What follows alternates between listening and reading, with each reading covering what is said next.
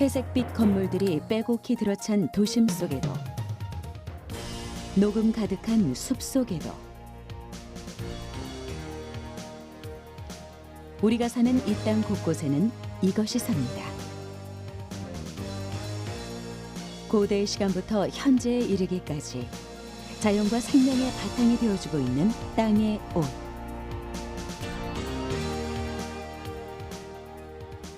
지이류는 우리 주위에서도 쉽게 찾아볼 수 있습니다. 하지만 우리 눈앞에 있는 그것이 지이류인지 알아채는 이들은 드물죠.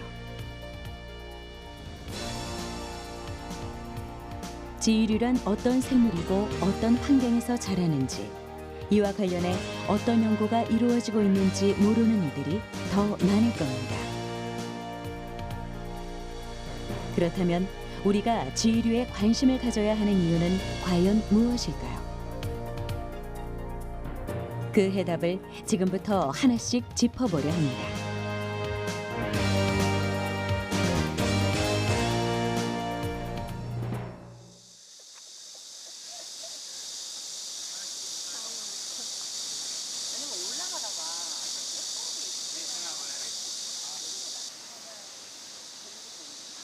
전라남도 순천의 한 숲을 찾았습니다. 산으로 들어서는 초입부터 무성한 나무들이 길 양쪽에서 시원한 그늘을 만들어주는데요. 자연이 만들어낸 이 푸름을 만끽하기 위해 사람들은 산을 오르지만 그렇지 않은 이들도 있습니다. 길이 아닌 바위 쪽으로 향한 두 사람. 이들의 시선 앞에 놓인 건 바로 지이류입니다. 순천대학교 허재선 교수가 지이류 채집에 나선 건데요. 바위에 낀 이끼와 혼동하기 쉬운 지이류. 지이류에 대한 기본 정보를 알아야 할 것 같습니다. 이끼는 하등 식물입니다. 그리고 지이류는 실제로 사람들이 이끼라고 하지만은 생물학적으로 전혀 다른 곰팡이입니다. 이 곰팡이가 그냥 곰팡이가 아니라 조류, 광합성을 하는 조류와 공생을 하는 곰팡이입니다. 정말 우리나라에는 지이류가 얼마나 많을까요? 이걸 다 조사하기 전에는 도저히 알 수 없겠죠. 그래서 저희가 하는 일 중에 하나가 우리나라에 있는 지이류 전체를 조사하는 일을 합니다. 그래서 이 국립공원뿐만 아니라 우리가 알려지지 않은 산하를 찾아다니면서 하는데요. 그 중에 오늘은 저희 이 지이류 채집을 하기 위해서 나온 겁니다. 지이류는 균류와 조류가 만나 이루는 공생체입니다. 전혀 다른 두 개체가 공생하며 하나처럼 구성되어 있는 것이죠. 곰팡이로 대표되는 균류는 스스로 광합성을 하지 못하기 때문에 광합성을 하는 조류에게서 양분을 얻습니다.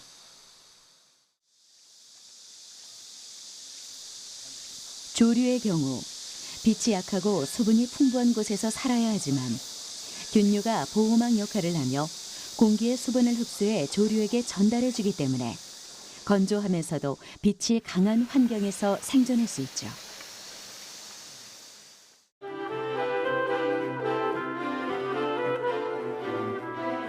지이류가 됨으로써 서로의 단점을 보완하게 된 지이류는 태초의 육지에 식물이 살 수 있는 생태적 기반을 마련했습니다. 다른 어떤 생물보다 잘 번성하기 때문에 남극이나 북극, 사막과 같은 극한 환경에서도 살아남을 수 있게 됐죠.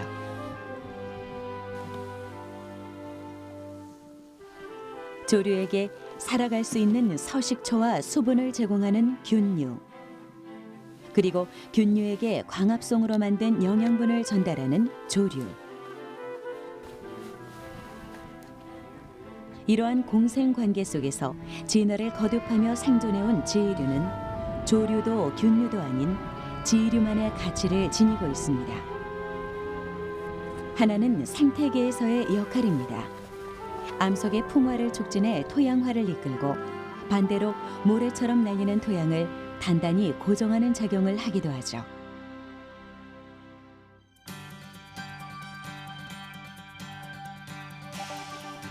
지이류의 또 다른 가치는 2차 대사 산물을 통해 사람에게 유효한 물질을 제공할 수 있다는 겁니다. 예를 든다면 항암 물질이나 신약 개발에 필요한 핵심 성분 같은 것이죠. 자연 생태계를 위해서, 사람을 위해서 다양한 역할을 할 수 있을 것으로 주목받고 있는 지이류. 그 가능성을 확인하기 위해 우선되어야 할 건 지이류의 종류와 특성을 파악하는 일입니다. 요즘 가장 뜨거운 이슈 중에 하나가 생물 다양성입니다. 그러면 지류의 생물 다양성은 어떤가? 특히 우리나라에는 어느 정도인가? 거기에 많은 분들이 관심이 많은데요. 저희 나라는 실제로 사계가 뚜렷하고 굉장히 다양한 서식 환경을 가지고 있습니다. 바닷가, 산지 이런 다양한 서식 환경이 있기 때문에 상대적으로 동일 면적을 가진 다른 나라에 비해서 지류의 다양성은 높습니다. 지금까지 저희가 확인을 하고 문헌을 통해서 알 수 있는 지류는 대략 700종에서 1000종 정도 됩니다.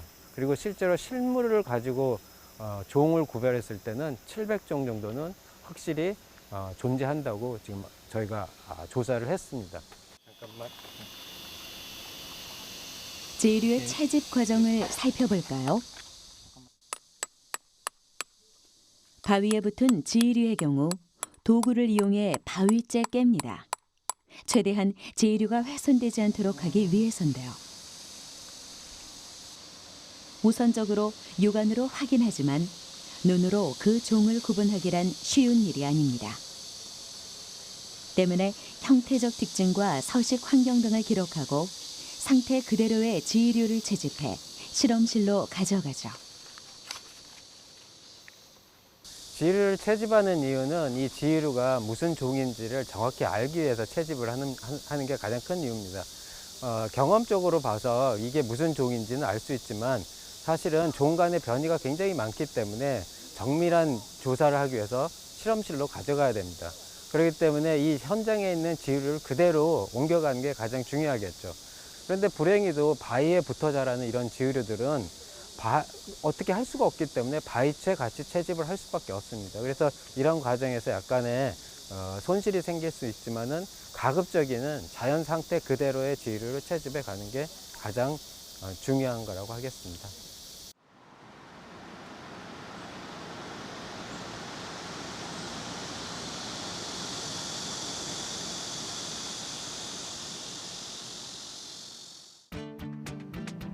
이곳은 순천대학교 지류 연구센터입니다. 전국 각지에서 채집한 지류는 이곳을 거쳐 분류되는데요. 이를 동정 단계라고 합니다. 동정을 통해 채취한 지류가 생물의 분류학적으로 어떤 소속에 해당하는지 또 어떤 이름을 지니고 있는지 확인하는 것입니다. 먼저 채취한 지류를 건조한 후 현미경으로 관찰합니다. 지류의 얼굴을 제대로 볼 수 있는 시간. 동정 과정은 생물의 정체를 밝혀내는 일이라고 할 수 있죠. With the lichen, he divided into three main types. The first type is foliose, and then fruticose, and then crustose. So we want to see the lichen growth type. Then we check the Apothecia, Theridia, Isidia, and this kind of characters. We should, according to this book, and following the key one by one, and we matched the most similar species. Then we go to check the description, the original description, and the other country lichen flora description.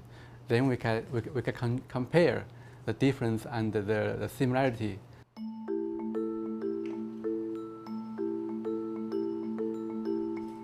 지류의 전체 구조를 확인하고 화학 분석을 거친 다음엔 포자를 관찰할 차례입니다.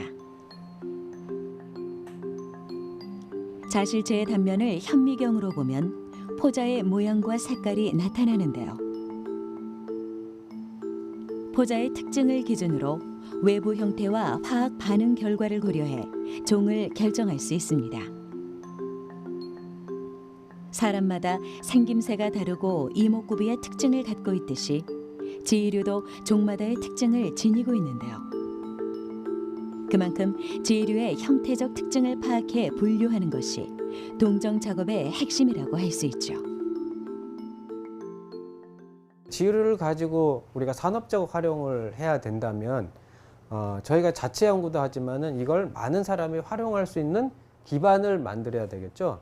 그래서 실제로 이제 그 지휘류 생물 소재라고 하는 게 자연계에서 있는 지휘류뿐만 아니라 이 지휘류를 이루고 있는 곰팡이를 분리해서 배양해서 2차 대산물을 얻을 수 있는 방법이 있습니다.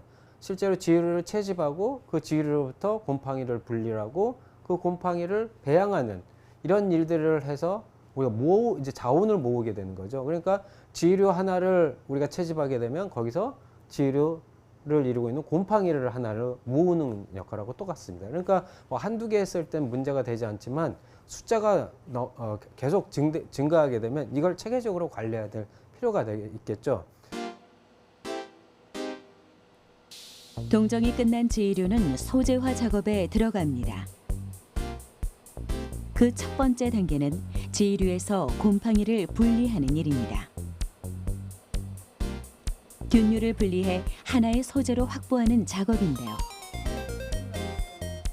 연구진이 이 분리 작업을 하며 알아낸 건 지휘류를 형성하는 균류 외에도 그 안에서 살고 있는 또 다른 곰팡이가 존재한다는 사실입니다. 지휘류가 단순히 단일 균류와 조류의 공생체가 아니라 여러 미생물의 복합체라는 걸 알게 된 것이죠.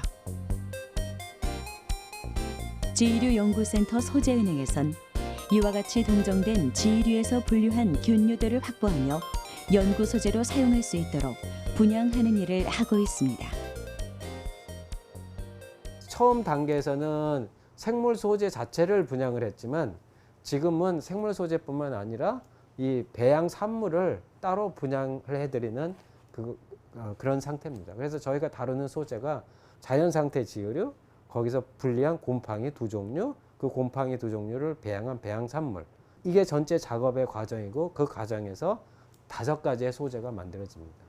그러니까 보통 우리가 뭐 사상성 곰팡이라고 하는 애는 뭐 배양을 하면 뭐 2주 정도면 필요한 양만큼 충분히 큽니다. 세균은 3일이면 되고 뭐 길어봐요 5일이면 충분히 되는데 이 지휘류 형성 곰팡이는 저희가 좀 연구 좀 할 수 있을 정도의 양으로 확보하려면 3개월에서 6개월이 걸립니다. 그래서 어느 것을 요구하시든지 저희가 다 분양을 해드리고 있습니다.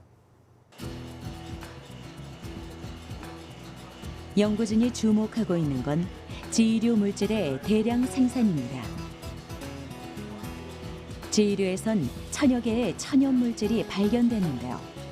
암세포의 전이를 억제하는 기능이나 부작용이 적은 신규 항생제 개발에 필요한 기능성 물질을 포함하고 있죠. 유효 성분을 함유하고 있는 건 지휘류 곰팡이 쪽입니다. 하지만 이들은 조류와 함께 있지 않으면 기능성 물질을 만들어내지 않는다고 하는데요. 공생 상태에서만 특수한 물질을 생성하는 데다가 지휘류 곰팡이는 다른 곰팡이와는 달리 성장 속도가 매우 느립니다. 결국 지휘류는 특성상 대량 생산을 하기에 매우 힘든 생물체라는 것이죠. 지휘류는 조류와 곰팡이의 공생체임에도 불구하고 이 지휘류 천연물질을 만드는 유전자는 모두 지휘류 곰팡이 쪽에서 있다고 알려져 있고 지휘류 곰팡이가 공생하는 동안에 그 물질을 만든다고 알려져 있습니다.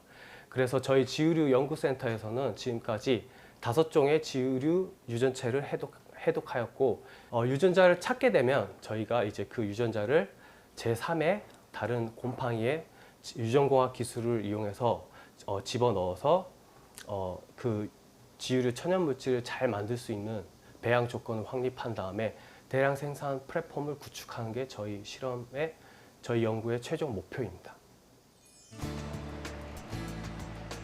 연구진은 지휘류의 성분 물질을 만드는 유전자를 찾고 있습니다. 지류의 유전자를 찾아 번식이 빠른 제3의 곰팡이에 이식하려는 건데요. 연구진이 해독한 지류 유전체는 총 5종. 유전체 해독을 통해 지류 곰팡이가 어떤 유전자를 가지고 있는지 알 수 있지만 어떤 유전자가 성분 물질을 만들어내는지는 알기 어렵습니다. 때문에 차세대 염기 서열 분석 기술을 이용하는데요. 특정 배양 조건에서 유전자 발현 패턴을 분석하면 어떤 유전자가 유용 물질을 생성하는지 알 수 있습니다.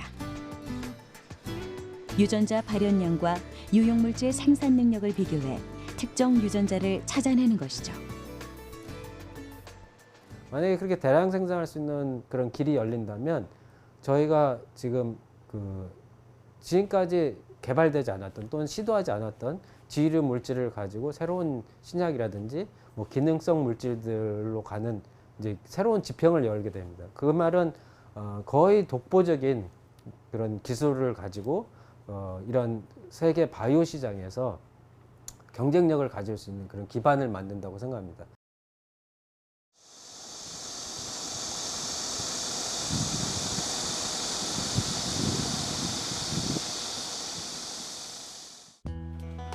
순천대학교 약학대를 찾았습니다.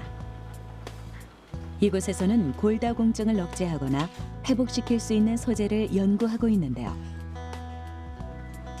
연구진이 주목하고 있는 건 바로 지류 추출물입니다. 마우스의 대퇴골에서 채취한 골수세포가 파골세포로 분화되도록 유도하는 실험. 파골세포는 신체 내에서 오래되거나 손상된 뼈를 제거하는 세포를 말하는데요. 세포에 지류 추출물을 처리한 다음 파골세포로 분화되는 현상이 억제되는지 알아봤습니다. 골다공증의 요인인 파골세포의 활성 유무를 알기 위해선 다액세포 분화도를 살펴보면 되는데요. 파골세포가 다액세포로 분화되기 때문에 다액세포가 형성됐다는 건 파골세포가 작용했다는 의미죠. 하지만 분화 단계에서 지류 추출물과 반응시켰을 때 파골세포가 뭉쳐있지 않고 단일 형태로 존재할 수 있다는 것을 확인할 수 있는데요. 지류 추출물이 파골세포의 활성을 억제한 것입니다. 저희 연구실에서는 파골세포 활성을 억제하는 활성 물질을 발굴하는 연구를 지류 물질을 대상으로 하기 전부터 다양한 미생물과 식물들의 추출물을 이용해서 진행하고 있었습니다.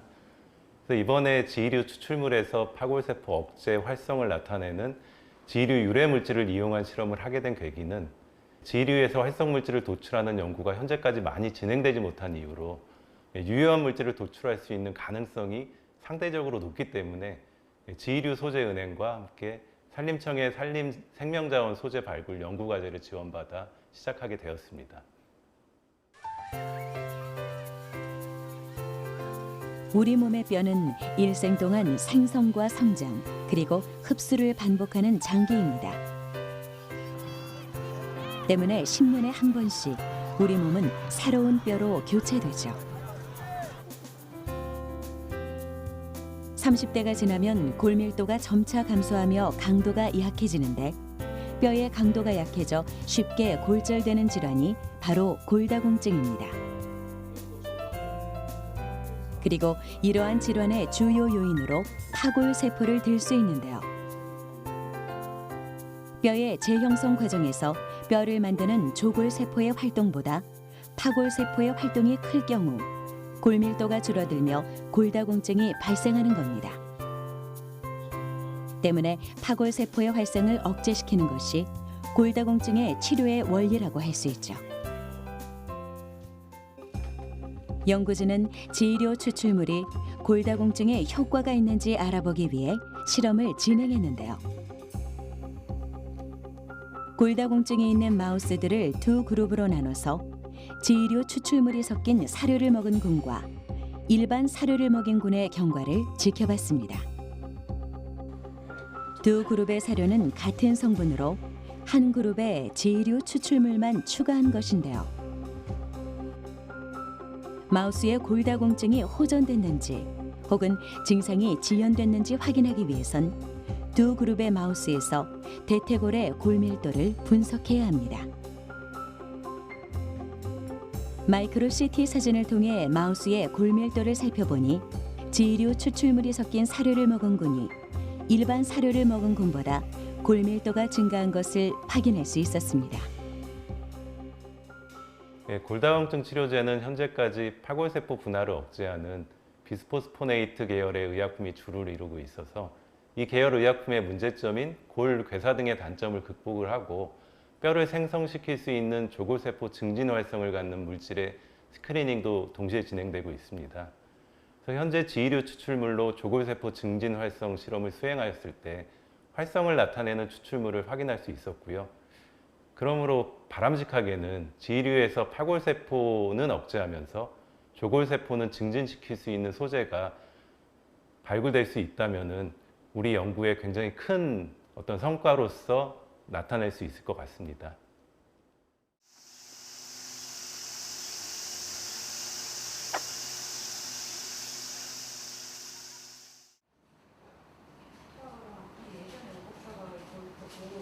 이번엔 국립수목원을 찾았습니다.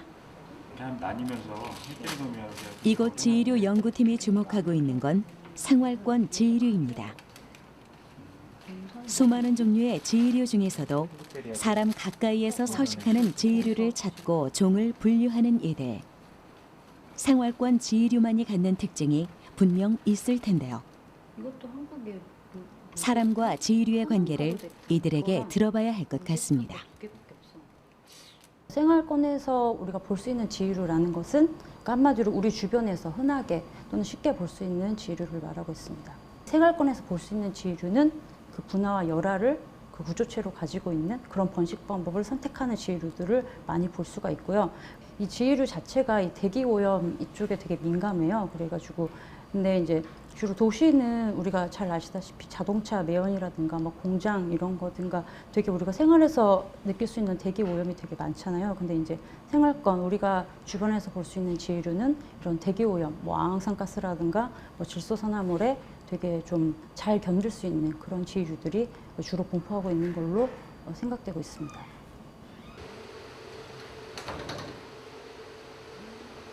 연구진이 수집 관찰한 생활권 지이류의 특징 중 하나는 무성 생식을 한다는 겁니다. 포자 번식을 하는 지이류도 있지만 생활권 지이류는 몸체를 떼어내 번식하는 무성 생식을 선택한 것이죠. 생활권 지이류처럼 특수 권역을 연구하고 있는 이들은 지역에 따라 환경에 따라 서식하는 지이류의 종류가 확연한 차이를 보인다고 이야기하는데요. 지이류가 생존하는 곳과 환경을 분석하는 일은 생물의 다양성을 연구하는 데 중요한 지표가 된다고 합니다. 지이류는 주로 나무, 뭐 암석, 토양 등에서 서식을 하고 있고요. 서식지에 따라서, 그러니까 그 지역에 따라서 그 종들이 많이 차이가 납니다. 그래서 특히 열대지방 같은 경우는 이 상록수들이 많이 있는데요. 거기 그 나뭇잎에 사는 지이류들이 많이 있고요. 또 그리고 이제 극지지방에서는 주로 이제 나무들이 생각보다 많이 없고 주로 암석 아니면 토양들이 있기 때문에 그쪽에서 서식하는 이런 가상지이류, 그다음에 수지상지이류들이 많이 분포를 하고 있고요. 한국 같은 이런 온대지방에서는 이제 가상, 엽상, 수지상 뭐 모든 다양한 지이류들이 많이 나타나고 있고. 지이류는 환경의 변화를 반영합니다. 일종의 환경 지표로 활용할 수 있는 것이죠. 우리나라에서 엽권 지이류가 발견됐다는 건 아열대 기후가 도래하고 있다는 증거인데요. 연구진이 채집한 이 엽권 지이류는 제주도 곶자왈 지대에서 발견한 것이라고 합니다. 현재까지 학계에 보고된 엽권 지이류는 6종이지만 연구진의 분석 결과 모두 하나의 종임이 밝혀졌습니다. 나뭇잎 표면에 영향을 받은 지이류가 동일 종이지만 다른 형태를 띠고 있던 것이죠. 이처럼 환경 요인의 영향을 받는 지위류는 특정 지역에 제한적으로 나타나기도 합니다. 이를 지표종이라고 하는데요. 지역의 대기질과 습도에 영향을 받는 지위류를 통해 우리가 사는 곳의 환경 변화를 분석할 수 있죠. 한국은 제주도를 포함해서 남해안 일대가 아열대 기후를 띠고 있습니다. 그 중에서 여건주의류는 제주도 고자왈에서만 발견된 상태고요. 여건주의류가 이제 발견된 제주도 고자왈에 대해서 먼저 생각을 해봐야 되는데요. 이제 고자왈이 그 생물 보존적인 차원이나 아니면은 생물 다양성 측면에서 고자왈이 갖는 그 생태적인 가치가 재평가돼야 된다고 생각합니다. 지표 생물로서의 역할이 기대되고 있는 지위류. 지위류가 사는 곳은 기본적으로 청정한 지역이라고 할 수 있습니다. 대기오염이 심한 곳에선 지위류가 사라지고 있죠. 하지만 생활권종 분석에 따르면 오염에 적응한 지위류들이 등장하기도 합니다. 중요한 건 주변에 있는 지위류의 생과 사에 우리가 관심을 가져야 할 필요가 있다는 겁니다.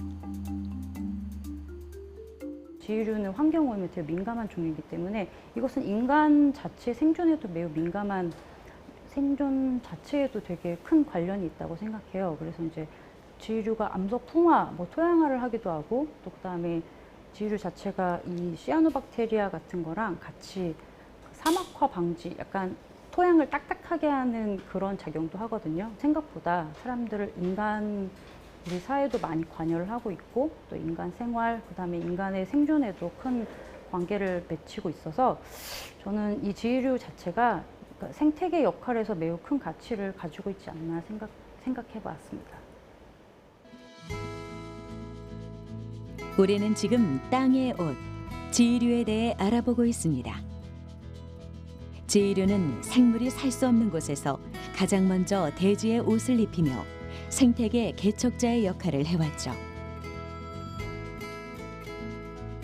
그리고 이제 지위류는 태초의 생명체를 넘어 현대 사회에서 문제가 되고 있는 질병의 해결책으로 주목받고 있는데요. 지위류가 가지는 또 다른 가능성은 무엇일까요? 저마다의 위치에서 제 역할을 해내는 지위류에 대해 살펴보도록 하겠습니다.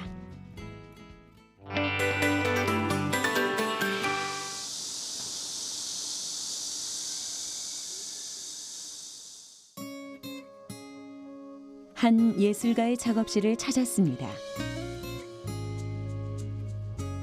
마치 하나의 패턴을 옮겨놓은 듯한 작품과 마주할 수 있는 것. 캔버스 위, 형형색색으로 수놓아진 건 바로 작가의 예술 세계로 들어온 지위류인데요.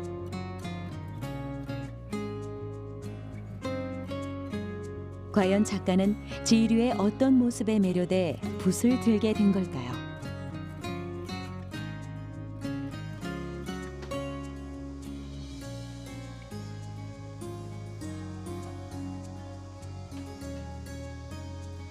지위류 화가 김순선 씨.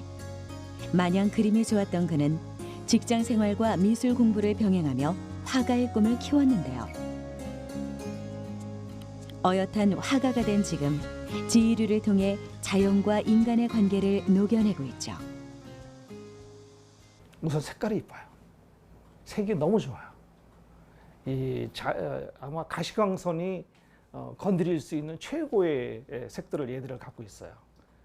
이 균류하고 조류를 만나는데 화학적 결합을 일어나는데 그 화학적 결합으로 인해서 오묘한 색이 나와요. 그래서 풍광이 좋고 공기가 맑은 곳에 갈수록 붉은 빛이 많이 나고요. 그 다음에 습하고 그 다음에 대도시가고 갈수록 공기가 덜 좋을수록 회색빛이 나요.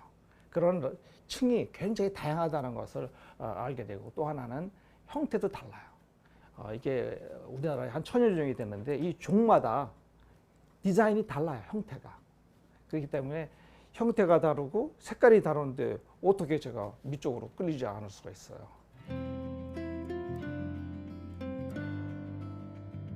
김순선 씨는 지역의 특징에 따라 천차만별의 모습을 가진 지휘류를 캔버스에 담아냅니다. 햇볕 좋은 거제도, 그 중에서도 북쪽에 있는 지휘류는 하얀색과 바다색을 띠는데요. 작가 특유의 섬세함으로 그 특징을 표현했죠. 녹색이 인상적인 이 작품은 강원도 횡성, 어답산에 지휘류를 옮겨놓은 겁니다. 이곳에선 지휘류의 왕성한 광합성이 이루어진다는 것을 엿볼 수 있는데요. 지휘류의 다양한 특징을 표현한 작품들 속에서 지휘류의 매력을 담기 위한 작가의 노력이 고스란히 느껴집니다. 2012년부터 지휘류라는 것을 알고 지휘에 대한 책을 찾아가지고 공부하기 시작한 거죠. 그런데 한국에는 없어요. 지휘에 관한 책들도 없고 논문들도 없고 아는 사람도 없고. 그래서 이 분야가 특이한 분야라는 것을 알게 된 것이고 계속 더 공부해야 되겠다.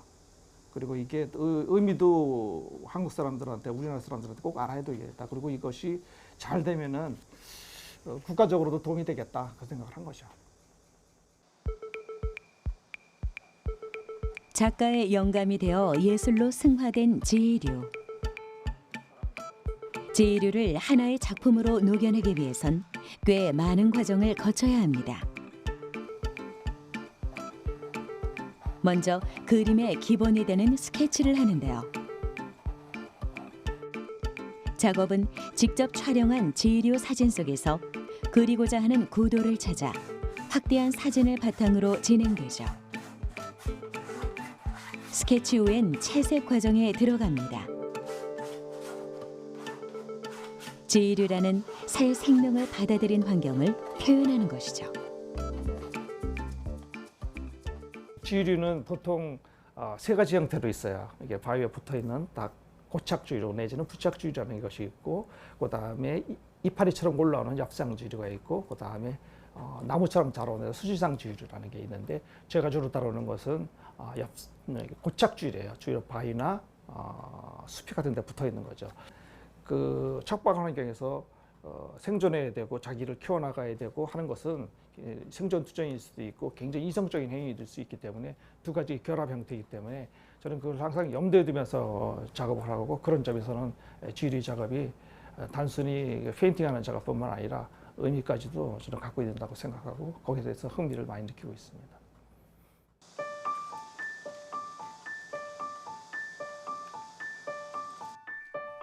물감에 무엇인가 섞기 시작하는 작가. 이것을 작품 위에 뿌리기 시작합니다. 물감에 모래, 물 등의 재료를 섞어 지휘류 포자의 질감을 살리고 이를 캔버스에 흩뿌림으로써 포자가 날아가는 모습을 표현하는 건데요. 보는 이들이 지휘류에 깃든 이야기를 깨닫길 바라며 지휘류의 생장 과정을 담아냅니다. 지휘류라는 말이 땅지자에다 오두이자를 쓰거든요. 그러니까 땅에 이 지구가 최초에 생겨난 곳에 아무것도 없는 생물 상태에서 생물이 자라나가기 때문에 옷을 입힌 것처럼 보이는 거예요. 그래서 지구가 이뻐 보이게 되는 거죠. 색깔이 나겠죠. 이 안에 물감을 떨어뜨린 이유는 이 지휘류는 주로 포자 형식으로 자라요. 그러니까는 포자가 돼서 터져서 날아가서 이게 아마 수십 킬로씩 날아가요. 바람 타고. 그러다가 내려가서 자라는데 포자를 받아들인 거죠. 이 바위나 숲이 같은 것들이. 그래서 그것들이 어떻게 자라는지 그것을 표현하고 싶어서 이렇게 한 거고요. 대기오염에 민감하게 반응하는 지휘류는 작가에게 있어 예술적 영감을 주는 대상이자 자연과 사람의 위태로운 관계를 담아내는 매개체인데요.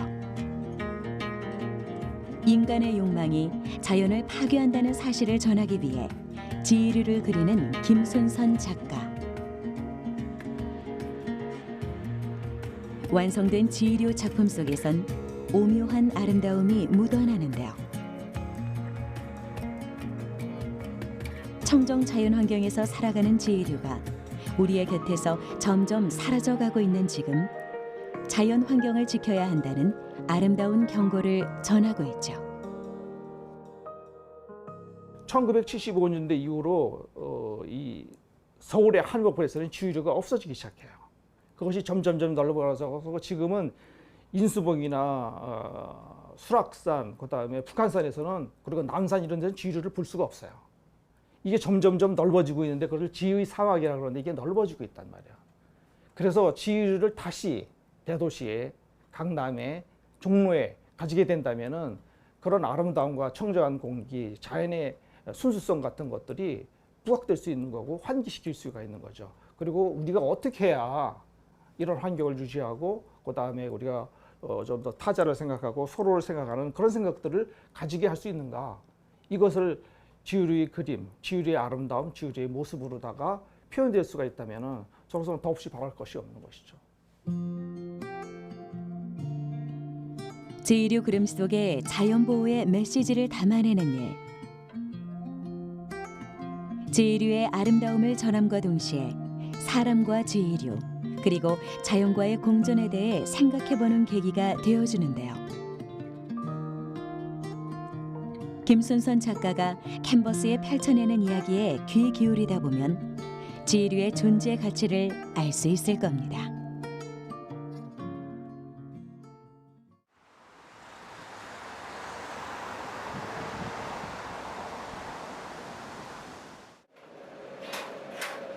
대지를 뒤덮은 태초의 생명체 지유류. 극지연구소에서는 지유류의 강인한 생명력을 바탕으로 한 다양한 연구를 진행하고 있는데요.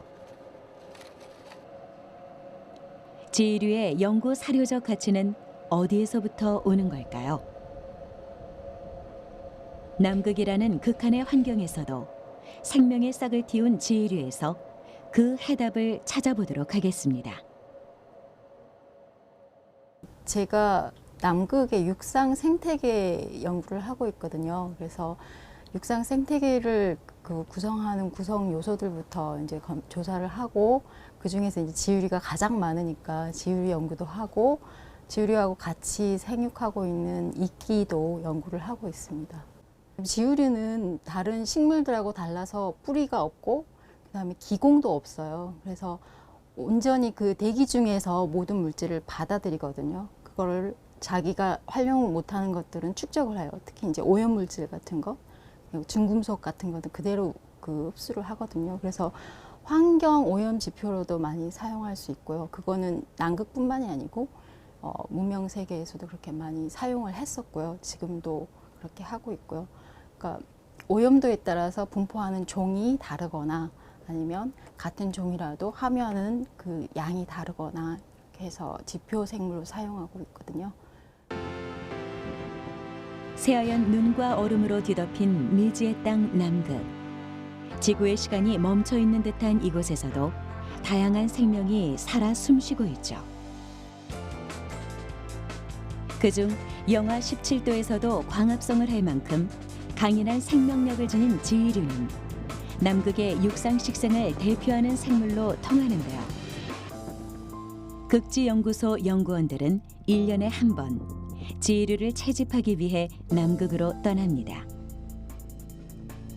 지유류는 생존에 필요한 무기질을 얻기 위해 공기 중의 수분을 이용하는데요. 이때 아황산가스와 같은 산성 물질을 흡수하면 지유류는 죽고 말죠. 때문에 지유류는 대기오염을 판별하는 지표종으로 여겨집니다. 대지를 덮고 있는 지유류를 통해 남극의 청정 환경을 확인할 수 있는데요. 연구원들은 손수 채집해온 지유류를 남극의 생태계 연구에 활용하고 있죠.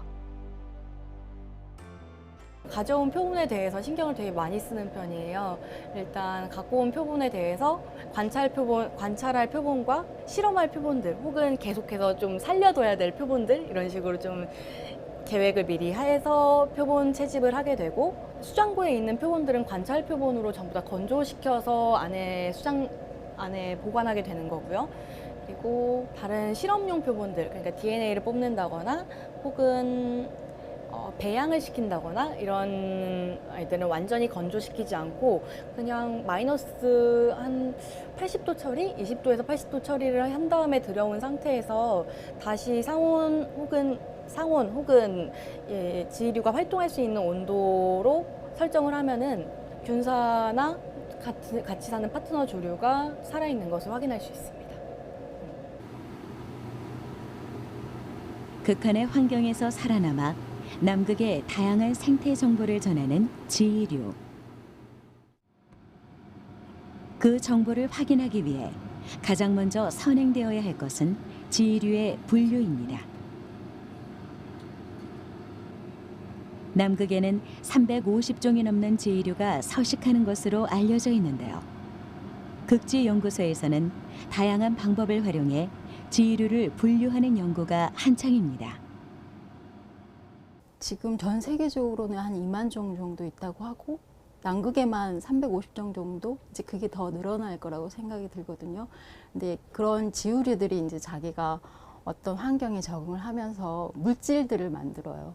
근데 다행인 게 사람한테 좋은 물질들을 되게 많이 만드는 것 같아요. 그러니까 항생제 성분이라든가 항암 성분이라든가 그래서 그런 물질들을 활용을 하기 위해서 지류를 이제 하나하나 이름 붙여가면서 정리를 하는 거죠.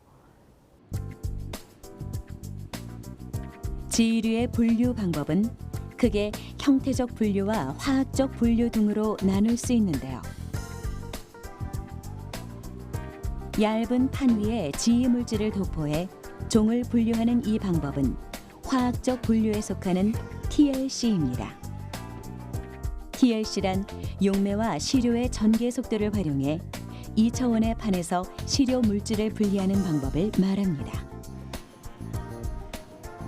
지의 물질을 용매와 함께 전개시키면 전개 속도에 따라 각각의 물질이 분리되는 모습을 확인할 수 있는데요. 용매와 시료가 이동한 거리의 비를 계산해 특정 지류 종이 만드는 지의 성분을 확인할 수 있죠. 다양한 지류 종 내에서 확인되는 화학 물질들은 정도의 차이는 있을지 몰라도 어느 정도는 속수준에서 중수준에서 일관성을 유지하고 있어요. 가지고 있는 화학 물질들이. 그렇기 때문에 형태적 분류에 혼동이 있다면 화학적 분류를 조합해서 더 좋은 더 명확한 분류학적 결론을 내릴 수도 있을 것 같아요. 지류의 유전자 정보로도 종을 분류할 수 있습니다. 지류 DNA에 담겨 있는 분자 유전학적 정보들은 명확한 동정과 개체 간 유형 관계 파악에 도움을 주는데요. 이렇게 축적된 지류의 유전학적 데이터는 서로 상관관계에 있는 종을 분류하는 열쇠로 작용합니다. 지류의 정확한 분류로 인해 아직 알려지지 않는 극지 지류의 이름을 부여하고 종의 특성을 체계적으로 서술한 도감을 완성할 수 있게 되는 것이죠. 저희가 그동안 본 분류 방법은요, 형태학적 분류랑 화학적 분류인데 이 두 가지는 표현형적 분류 방법이에요. 유전 정보에 따라서 유전 정보가 표현형을 만들어내는데 그 표현형을 가지고 분류를 한 거죠. 그 표현형이 유전 정보를 온전하게 반영을 했을 거다라는 생각을 하면서 분류를 하게 되는데 종종 개체마다 표현형이 누락되는 경우도 발생을 하고 전혀 유형 관계가 가깝지 않음에도 불구하고 비슷한 표현형을 나타내는 개체들도 있어요. 그렇기 때문에 직접 DNA를 뽑아서 유전 정보 자체를 비교하는 것도 역시 중요한 방법 중에 하나라고 생각을 합니다. 1년에 채 1mm조차 자라지 않는 남극의 지류. 그 느린 성장 뒤에는 환경 지표로서의 가치와 극지 생물 생장의 비밀이 담겨 있습니다. 하지만 다양한 분야로 녹아든 극지 지류를 연구할 때 지류의 이름도 특징도 알 수 없다면 연구는 앞으로 나아가지 못할 텐데요. 연구진의 정확한 지류 분류는 지류 활용의 밑거름이 되어줄 겁니다.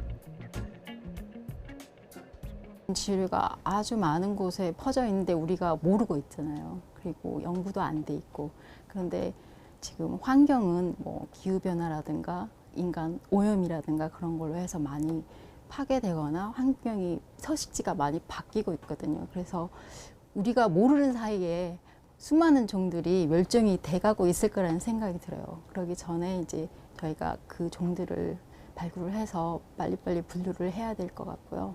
굉장히 미묘한 그 생태계를 이루고 있는 지유리 자체가 뭐 조류하고 여러 가지 생물들이 공생하는 그런 기적들을 분자 생물학적으로나 그런 것들을 연구를 해서 비밀을 밝히면 우리 어떤 그 융합 연구라고 하잖아요. 그런데 이것들을 적용할 수 있지 않을까, 뭐 생물 모사라던가 그런 쪽으로 적용을 할 수 있지 않을까 생각이 듭니다. 균류와 조류가 만나 공생의 삶을 선택한 생물 지류. 태초부터 현재에 이르기까지 극한의 환경을 견뎌내며 생물이 살아갈 수 있는 터전을 만들어 주었죠. 하지만 지금 지류는 환경 오염과 기후 변화로 인해 그 자취를 감추고 있습니다. 이제 우리는 지류의 서식 환경에 대해 관심을 가지고 지류와의 공생을 청해야 하지 않을까요?